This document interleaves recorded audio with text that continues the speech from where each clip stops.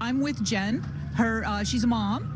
She's of an 11th grader at the school. Tell me what your son, and you don't need to mention his name, but tell me what he told you. He just said that he didn't know what was going on. He heard gunshots. He timed out the distance, how long it was between the second and third burst of shots.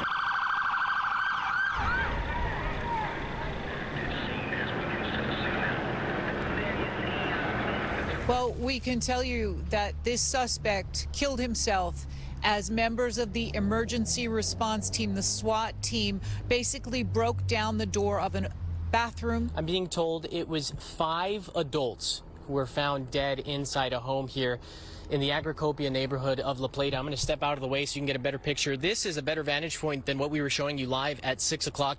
You can see multiple sheriff's deputies still on scene, and we're being told that it's a home over there in the distance with a white SUV. That is where investigators are currently trying to piece together what exactly happened. This bizarre incident leaves a man hospitalized with 2 gunshot wounds and a woman in police custody. Around 8:30, members of the D.C. Police Department's emergency response team entered the building and made their way into a room on the 8th floor. There, they found a man who had been shot. They arrested a woman who was also in the room. Police say they found 2 handguns there. Yeah, and you know, Erica, what's interesting here is that Chief Conti said that they were 2 off-duty officers. So they saw this individual brandish that weapon, which Chief Conti described as a semi-automatic gun, and then that is when they fired towards that person. They struck him and they killed him. These are bags that never made it onto flights that were supposed to leave here out of Reagan National Airport. Welcome to Reagan National Airport. Rows and rows and rows and rows of checked bags that are just waiting to be reunited with travelers. Franz Barrientos has been trying to find his bag for well over 3 hours, and it's still not here. Being a girl, growing up, I didn't see a lot of girls playing hockey, and so as soon as I came, Coach Neal welcomed me with open arms, and it was like, we're going to treat you the same way, like you're a player, you're valuable. He wanted to thank the first responders who sprung into action and did everything they could to try and save his son's life. A life cut tragically short. Brooks Lambertson had a promising career. He was a vice president at City National Bank in charge of managing sponsorships for the company.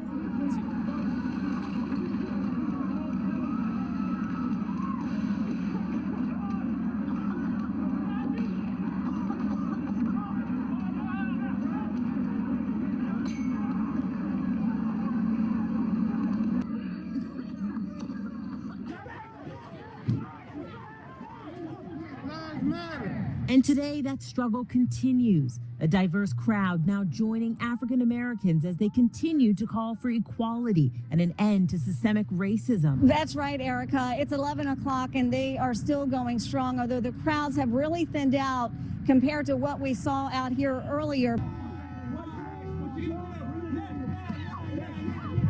The morning's activity caught the attention of passers-by, especially Trump supporters.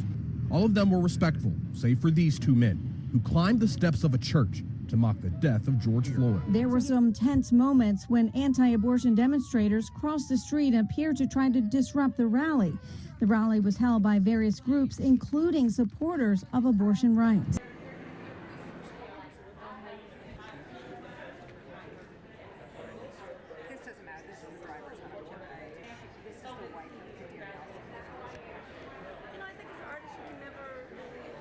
Buda Biberai is also inviting Sheriff Mike Chapman and the Loudoun County Board of Supervisors to get together for a meeting, talk about the details of this, figure out what went wrong and how to prevent it from happening again. This empty space is being transformed into the new Montgomery College Education Center. This time next year, 1,000 students will be here taking classes in the eastern part of the county.